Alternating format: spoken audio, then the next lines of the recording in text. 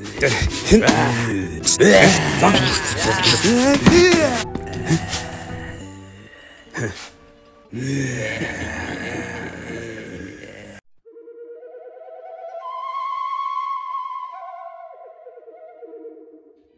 what's up YouTube? BoArtTakeOver here, back with another action figure review. Today we have the Figma 483 Sekiro Shadows Die Twice figure. Now Figma, they made a couple odd choices with this figure and they made some pretty good ones too. So we're gonna jump right into it.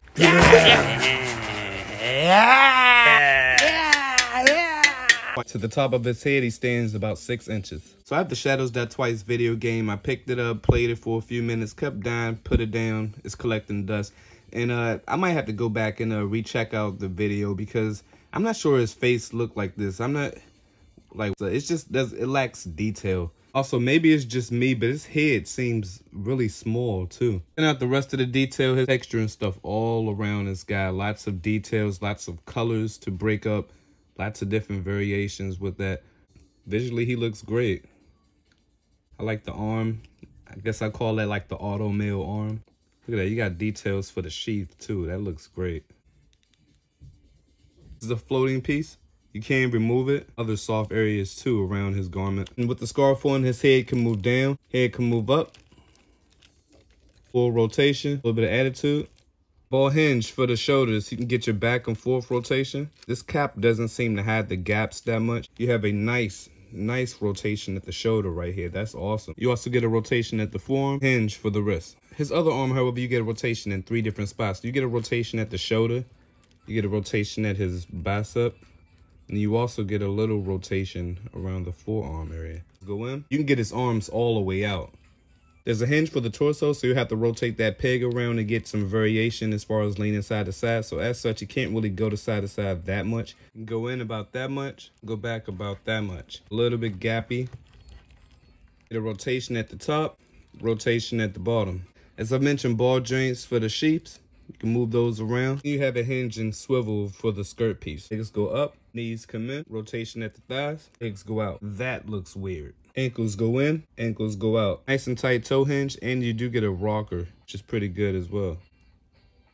Your accessories, he has 2 fist hands, 2 beckoning type hands, 2 open hands, 2 grip hands. At the moment, I can only find 1 chop hand, so somebody let me know in the comment section below if he does in fact come with 2 chop hands. You also get a storage piece, sword number 1, which looks good.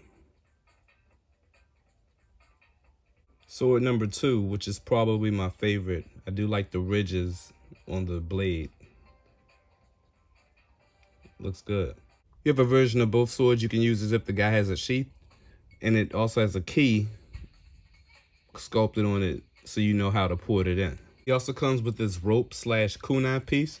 You can't exactly change the position of it, but it does have a flex, so that's pretty cool. You got your extra peg and Figma stand still in the package. For your size comparisons, here we have him next to the 2020 exclusive Golden Axe skeleton figure and the Fawn Grotto from Lone Coconut's Plunderlings line. Next, here we have him next to the NECA Teenage Mutant Ninja Turtle Donatello figure and the DC Essentials Batgirl figure. Next, here we have him next to the McFarlane Inferno figure and the Kotobukiya Zero model kit. Next, here we have him next to the Mayfak Cyclops figure and the Marvel Legends Shang-Chi figure. And lastly, here we have him next to the Marvel Legends X-23 figure and the Art Bones NYC the Specimen figure. So you can get this guy into some pretty cool poses. The cuts for some of his joints do look a little bit funny, you know, but I'm not going to complain too much because for his arms, he actually has a pretty good movement. He can actually move his legs pretty good too.